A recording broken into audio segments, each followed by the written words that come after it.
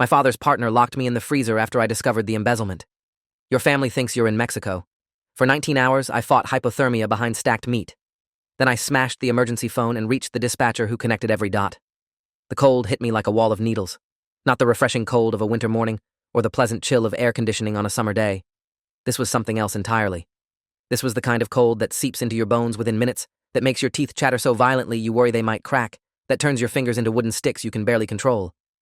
I was wearing a thin button-down shirt and dress pants. No jacket, no sweater. Nothing between me and the negative 15-degree air except cotton and polyester. The door had slammed shut behind me exactly 4 seconds after Craig Westbrook shoved me through it, and I heard the heavy thunk of the exterior lock engaging. Then his voice, muffled through 3 inches of insulated steel. Your family thinks you're in Mexico, Julian. You told everyone you were taking a spontaneous trip.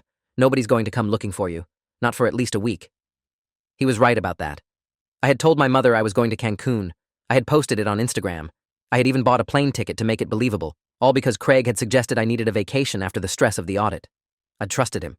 That was my first mistake. My name is Julian Okafor. I'm 26 years old, and until 18 hours ago, I was the junior accountant at Okafor Westbrook Distribution, the wholesale food supply company my father Benjamin built from nothing over 30 years. Dad started with a single refrigerated truck in 1994, delivering produce to restaurants in the Oakland area.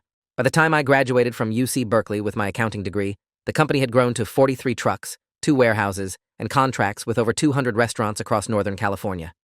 Annual revenue of $14 million, 62 employees, a reputation for reliability that took 3 decades to build.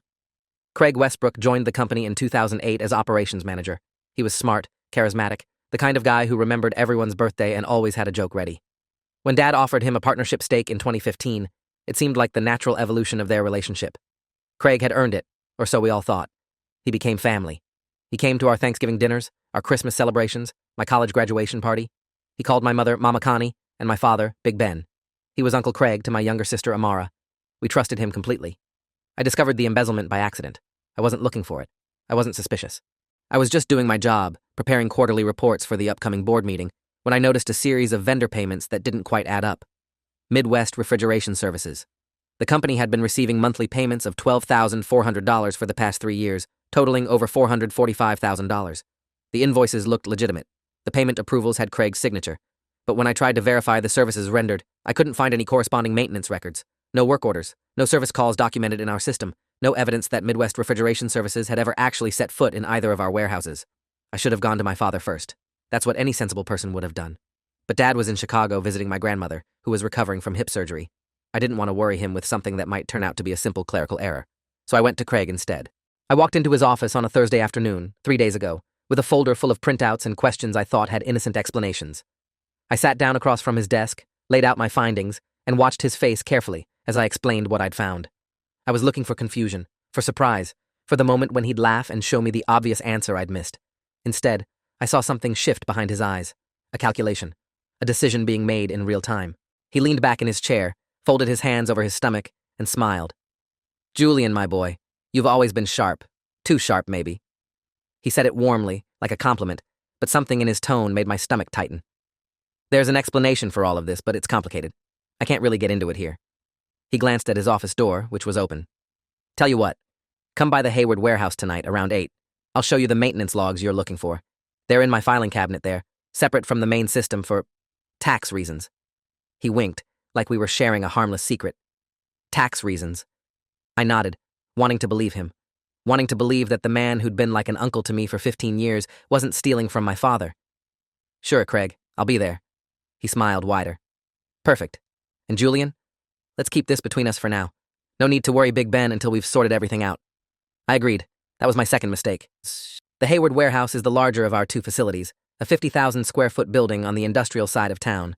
It houses the main cold storage operations, 3 massive walk-in refrigerators for produce, 2 freezers for frozen goods, and a specialized unit for dairy. The building was quiet when I arrived at 7:58 p.m., most of the day shift already gone and the night crew not due until midnight. Craig's BMW was parked near the loading dock. I found him inside the main office, sitting behind a desk covered in papers, looking like he'd been working for hours. Julian, right on time. Come in, come in. He stood, gestured toward a chair. Before I show you those files, I wanted to talk to you about something else, an opportunity.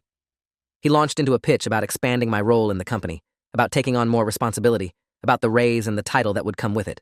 He talked for 20 minutes while I nodded along, increasingly confused about what any of this had to do with Midwest Refrigeration Services.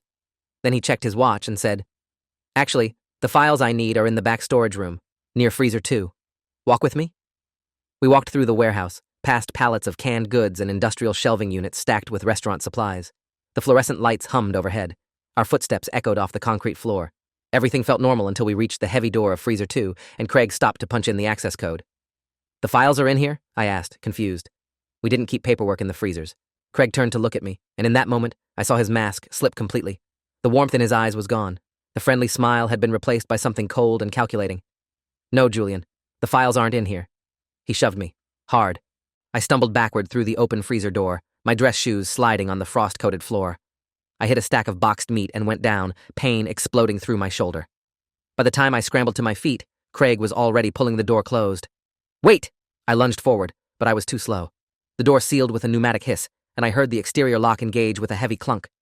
Then his voice, muffled but clear through the insulated steel. "I've been skimming from this company for 11 years, Julian. Long before you showed up with your fancy degree and your spreadsheets.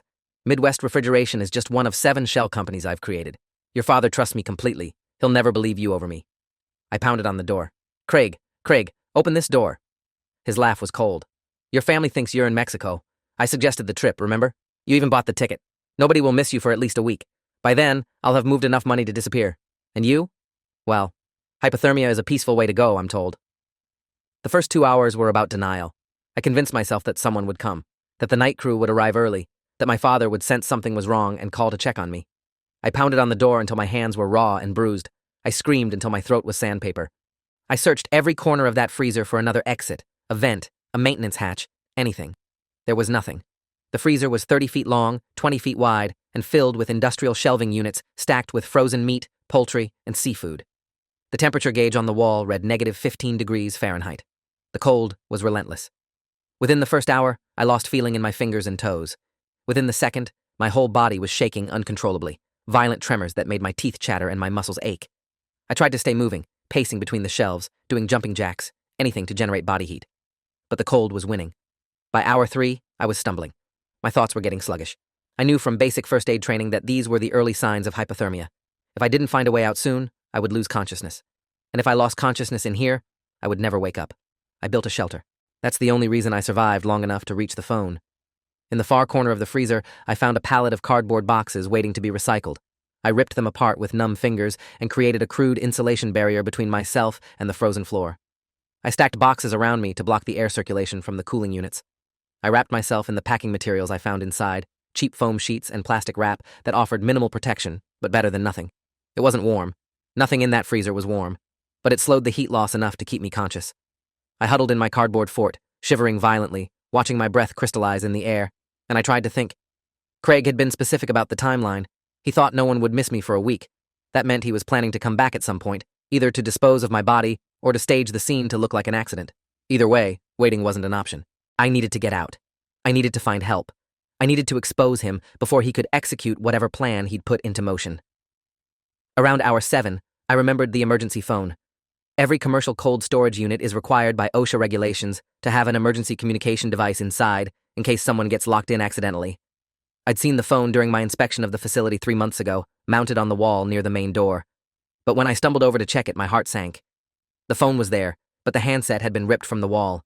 The cord dangled uselessly, frayed at the end where someone had clearly cut it. Craig had prepared for this.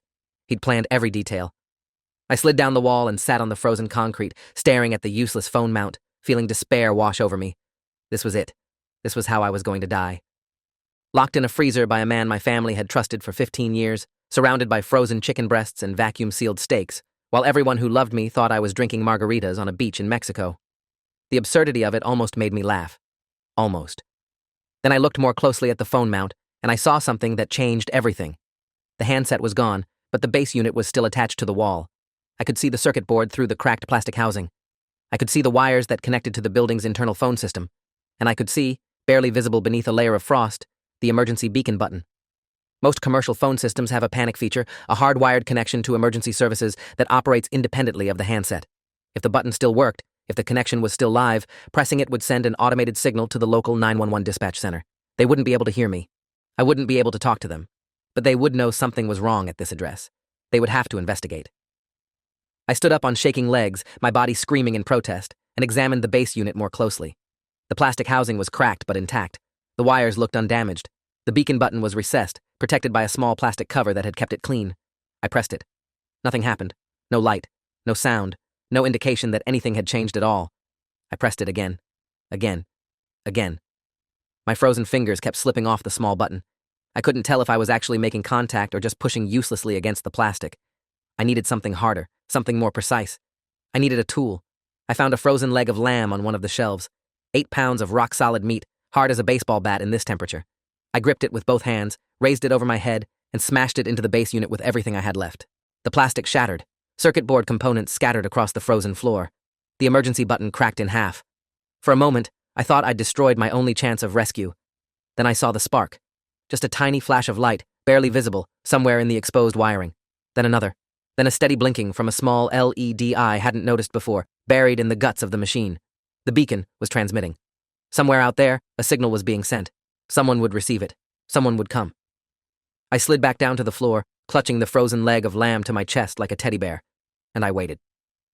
Hour 12. I was drifting in and out of consciousness, my body shutting down to conserve energy. I'd stopped shivering, which I knew was a bad sign. Shivering is the body's way of generating heat. When you stop shivering, it means your core temperature has dropped so low that your systems are failing. I kept thinking about my father, about how devastated he would be when he found out what Craig had done. Not just the theft, but the betrayal. 30 years of friendship, 15 years of partnership, all of it built on lies. I thought about my mother, who always made Craig's favorite dessert when he came over for dinner. About my sister Amara, who'd asked Craig to walk her down the aisle at her wedding next spring, because Dad would be too emotional to make it through the ceremony without crying. We had loved him. We had trusted him. And he had been stealing from us the entire time. The rage that burned through me was the only warmth I felt. I held on to it, fed it, used it to keep myself awake. I wasn't going to die in this freezer. I wasn't going to let Craig win. I was going to survive, and I was going to destroy him. Hour 15. I heard voices. At first, I thought I was hallucinating. Hypothermia can cause auditory hallucinations as the brain starts to shut down. But then I heard the unmistakable sound of the exterior lock disengaging, and the heavy freezer door began to swing open. Light poured in, blinding after so many hours in the dim emergency lighting.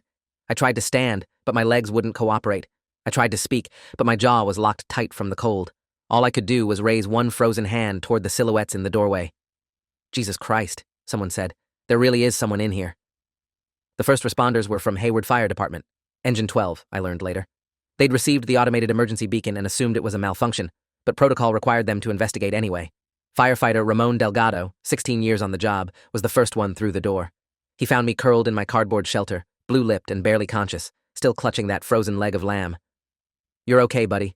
We've got you. You're gonna be okay. I wanted to tell him about Craig, about the embezzlement, about everything. But my body had finally given up. The last thing I remember before losing consciousness was the warmth of the thermal blanket they wrapped around me, and a voice calling for an ambulance. I woke up in the intensive care unit at St. Rose Hospital in Hayward, 3 hours later. My core body temperature had dropped to 89 degrees by the time the paramedics got me stabilized, 6 degrees below normal. Any lower, and my heart would have stopped. The attending physician, Dr. Vanessa Okonkwo, explained that I was extremely lucky. Another hour in that freezer, and they would have been performing an autopsy instead of a recovery. My mother was there when I woke up. She'd been crying, I could tell from the redness around her eyes, but she was trying to hold it together for my sake. Julian, baby, what happened? The firefighters said they found you locked in the warehouse freezer. How did you get in there? Where's Craig? The mention of his name cut through the fog in my brain like a knife. Craig, I croaked. My throat was raw, my voice barely a whisper. Craig did this. He locked me in. He's been stealing from the company. For years. Millions of dollars. My mother's face went pale. Julian, you're confused. You have hypothermia. You're not thinking clearly. I'm not confused, Mom. I have proof. The files in my office. The vendor payments that don't match any services. Craig's been running shell companies. He admitted it to me before he locked me in. The police arrived 2 hours later. Detective Rena Abrams, 21 years with the Hayward Police Department, specializing in financial crimes. She was tall, serious, with sharp eyes that missed nothing. She pulled a chair up to my hospital bed and listened without interruption as I told her everything. The suspicious payments, the meeting with Craig, the freezer, the 19 hours I'd spent fighting to survive. When I finished, she nodded slowly. We've already spoken with the firefighters who found you. The exterior lock on that freezer was engaged when they arrived. Someone definitely locked you in from the outside. She paused. We've also pulled the security footage from the warehouse. The cameras show you entering the building at 7:58 p.m., accompanied by Craig Westbrook. They show Mr. Westbrook leaving alone at 8:34 p.m. They do not show you leaving at all. Relief flooded through me. So you believe me? I believe the evidence, Mr. Okafor. And right now, the evidence suggests that Mr. Westbrook locked you in a commercial freezer with the intent to cause your death. That's attempted murder. She stood. We're putting out an alert for Mr. Westbrook now. Do you have any idea where he might have gone? Craig had disappeared. His house was empty when police arrived. His BMW was gone. His phone was going straight to voicemail.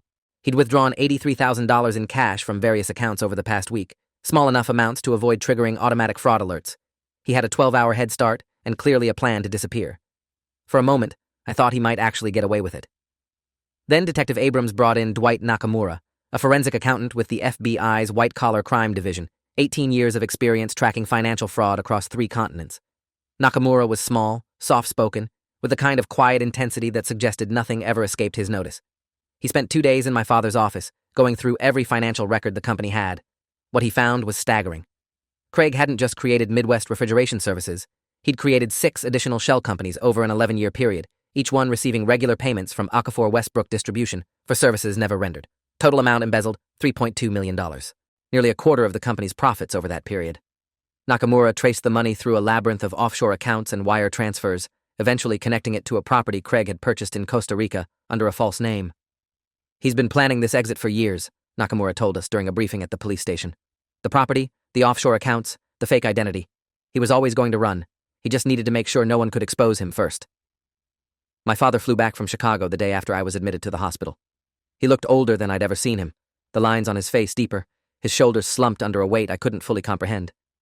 He sat beside my bed for 3 hours without saying much, just holding my hand, his jaw tight with barely contained emotion. Finally, he spoke. I trusted him, Julian. 30 years. I treated him like family. I know, Dad. He came to your baptism. He was at your mother's 50th birthday party. He helped Amara move into her first apartment. His voice cracked. And the whole time he was stealing from us. Stealing from our family. I squeezed his hand. We'll get through this. The company will survive. He shook his head. The company might survive, but I'll never trust anyone the same way again. Not after this. We sat in silence after that. There wasn't really anything else to say. Craig was arrested 9 days later at a small airport in Guatemala, attempting to board a private charter flight to Honduras. He'd made it further than anyone expected, using his fake identity and cash reserves to evade detection. But Nakamura's financial trail had given authorities in Central America enough information to flag his movements, and when he presented his fraudulent passport at the charter company, they were already waiting for him. The extradition took 3 weeks. I watched from the gallery of Alameda County Superior Court as Craig Westbrook was arraigned on charges of attempted murder, aggravated assault, false imprisonment, embezzlement, wire fraud, and money laundering. He looked smaller than I remembered, his expensive suit wrinkled from weeks in foreign custody, his carefully maintained tan faded to a sickly pallor. He didn't look at me, not once during the entire proceeding. His attorney entered a plea of not guilty on all counts, but everyone in that courtroom knew it was just a formality. The evidence was overwhelming. Prosecutor Diana Clifford, 23 years with the district attorney's office and a conviction rate of 94%, laid out the case in precise, devastating detail. The security footage, the financial records, the emergency beacon data that proved exactly when I'd been locked in that freezer and for how long. My medical records documenting the hypothermia that nearly killed me. Craig's own statements to me before he closed that door, captured by an audio recorder I hadn't known existed, part of the warehouse's security system that he'd apparently forgotten about. The trial lasted 2 weeks. I testified for 4 hours, walking the jury through every moment of that night, from the meeting in Craig's office to the final seconds before I lost consciousness in that freezer. I kept my voice steady. I answered every question directly. I looked Craig in the eye whenever I could, letting him see that I wasn't afraid of him anymore.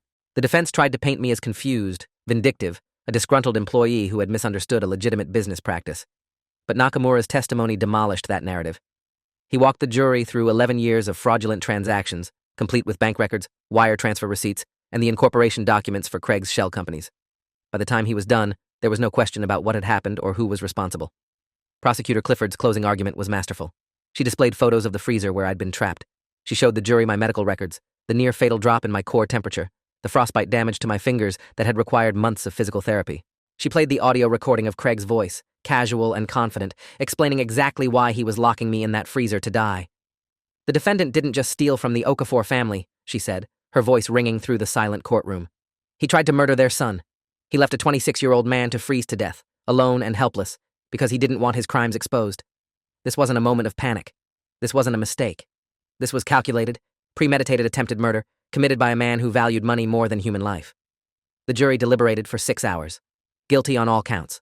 Craig Westbrook was sentenced to 42 years in state prison, with no possibility of parole for at least 28. I was in the courtroom when the judge pronounced the sentence. I watched Craig's face as the numbers sank in. 42 years. He was 53 years old. He would die in prison. For a moment, just a moment, I saw something crack in his expression. Fear, maybe. Or regret. Or just the dawning realization that all his careful planning, all his years of deception, had led him to this. Then the bailiffs were leading him away, and I never saw his face again. My father was sitting beside me. He reached over and gripped my shoulder, his hand trembling slightly. "It's over," he said quietly. "He can't hurt us anymore." I nodded, but I knew that wasn't entirely true. The money could be recovered eventually, through civil proceedings and seized assets. The company could rebuild, with careful management and time, but the trust that Craig had shattered would never fully heal. My father would spend the rest of his life wondering who else might be deceiving him. My mother would never again welcome a business partner into our home with the same openness. Some wounds don't close, no matter how much justice is served. It's been 14 months since the freezer. The company is still standing, though we had to downsize to cover the financial losses from Craig's theft. 12 employees lost their jobs, good people who had nothing to do with any of this, casualties of one man's greed. My father officially retired last spring, handing over operational control to me and a new management team we vetted for 6 months before hiring. He says he's enjoying retirement, spending time with my grandmother in Chicago, working on his golf game. But I can see the sadness in his eyes when he thinks no one is watching. He built that company from nothing. He trusted the wrong person, and it nearly cost him everything, including his son. I still have nightmares sometimes. I wake up shivering, even in summer, convinced I'm back in that freezer. The therapist I've been seeing, Dr. Lydia Okonkwo, calls it post-traumatic stress. She says it's normal, given what I experienced. She says the nightmares will fade eventually, replaced by newer, less terrible memories. I hope she's right. Some nights, when I can't sleep, I think about the emergency beacon, about that tiny blinking light in the guts of a destroyed phone system, sending out a signal I couldn't even be sure anyone would receive. I think about firefighter Ramon Delgado, who followed protocol even though he assumed it was just a malfunction. I think about the dispatcher who received that automated alert and decided it was worth sending a truck to investigate. Lorraine Briggs, her name was. I looked her up after the trial. 29 years with the Alameda County Emergency Communications Center. She told me later that she almost dismissed the signal, almost marked it as a technical error. But something made her hesitate. Something made her send that truck anyway. She saved my life. All of them did. The dispatcher who trusted her instincts, the firefighters who opened that door, the detective who believed my story, the forensic accountant who followed the money, the prosecutor who made sure justice was served. I was locked in a freezer for 19 hours by a man I called Uncle. I nearly died surrounded by frozen meat, forgotten by everyone who loved me, while my would-be murderer planned his escape to a tropical paradise. But I didn't die. I smashed that phone. I triggered that beacon. And I reached the people who connected every single dot. Craig Westbrook told me no one would believe me. He told me my family thought I was in Mexico. He told me I would die alone in the cold, and he would disappear with everything he'd stolen. He was wrong about all of it. Some nights, when the nightmares come, I remind myself of that. He was wrong. And now he has 42 years to think about exactly how wrong he was. Thanks for watching till the end. Make sure to subscribe and like to not miss the next story.